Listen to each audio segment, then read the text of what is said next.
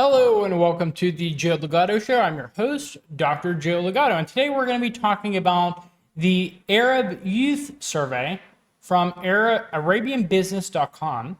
And this was taken pre the Israeli conflict with Gaza. And so I think the Arabic population, Arab youth, are going to consider China far more highly, and maybe even Turkey far more highly, after the next survey comes out, because China has taken on a leading role in trying to help the Gazan population, while places like the Western world, the United States, have largely helped Israel here, and places like Turkey have provided lip service to stopping the Israeli genocide of the Gazan population, but they're still allowing things like oil to be transported through their country to Israel. So they're really helping Israel to a decent extent. And so I think this survey is going to show next year that China's considered far more highly by the Arab youth. But let's see what this says. So Arab Youth Survey 2023, Turkey and China, stronger allies than US and Russia.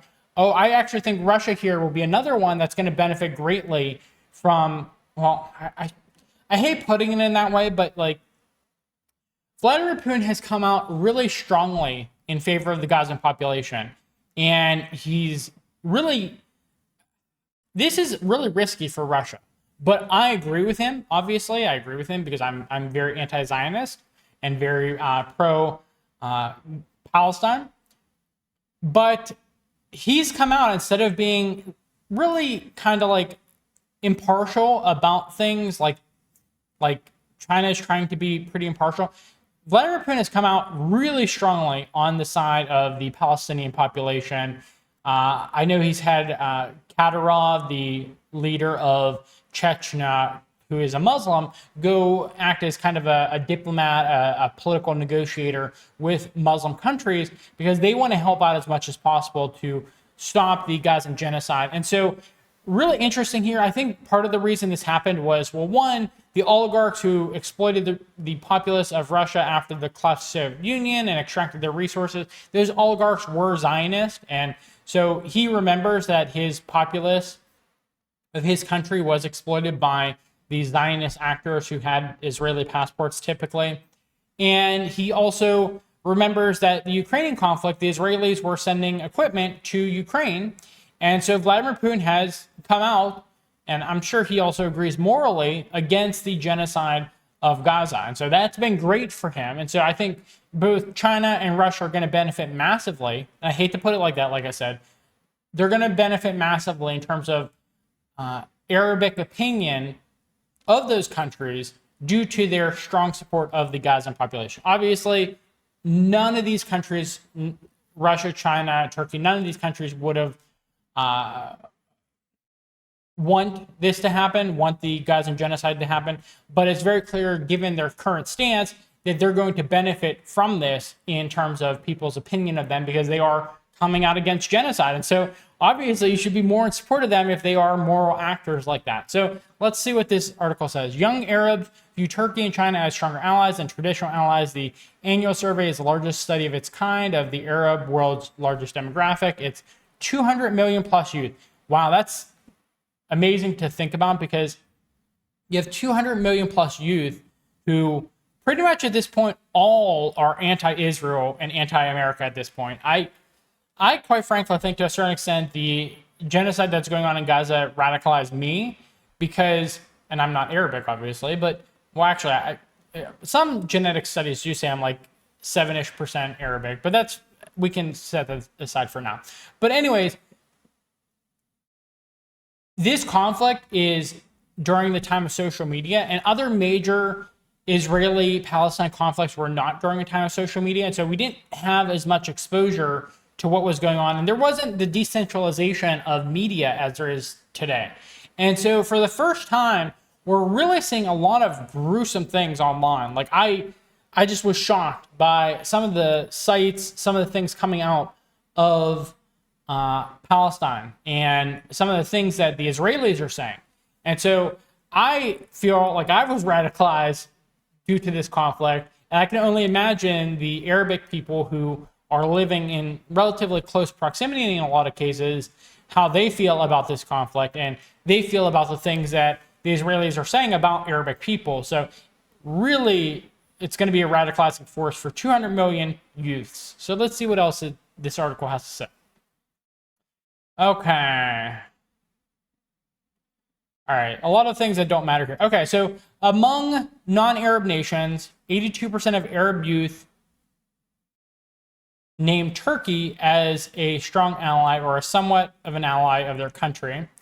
I honestly kind of feel like that's going to go down because Turkey's just not doing enough during this Gaza conflict. They're paying lip service, but again, they're allowing things like oil to go through their country to Israel so Israel can continue the genocide. So the article goes on to say, followed by China, 80% have a opinion that they are a strong ally or somewhat of an ally of their country. I think that's going to go up.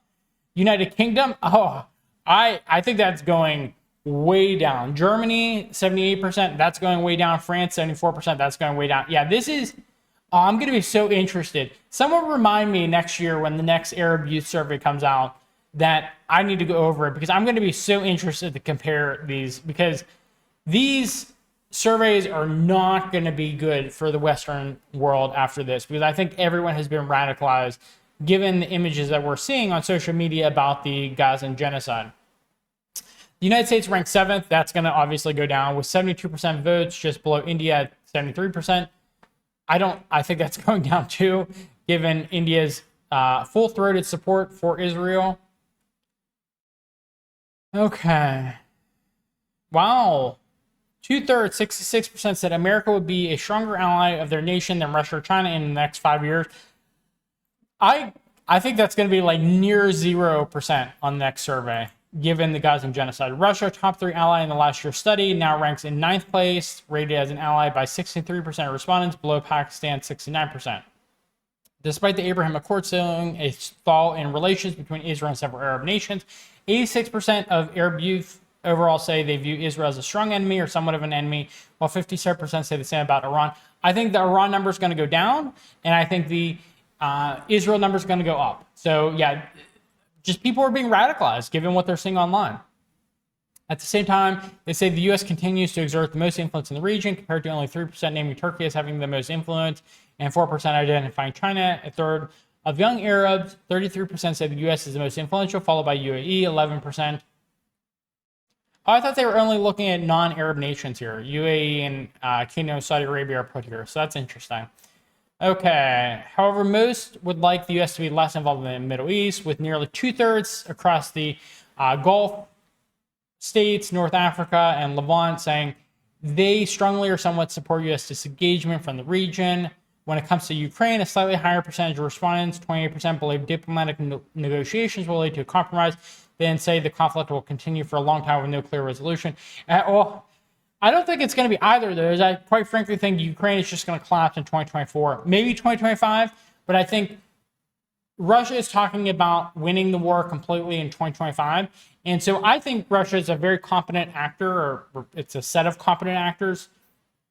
And so you know, if you're a competent actor, that you're always supposed to under promise and over deliver. And so if they say 2025, I expect it's going to be 2024 because they're supposed to under promise, over deliver. You should know that as a saying across everything, whether you're a waiter, waitress, whether you're a business partner, under promise, over deliver. You want to pleasantly surprise people instead of pleasantly make them unhappy that they got less than they were expecting. Okay.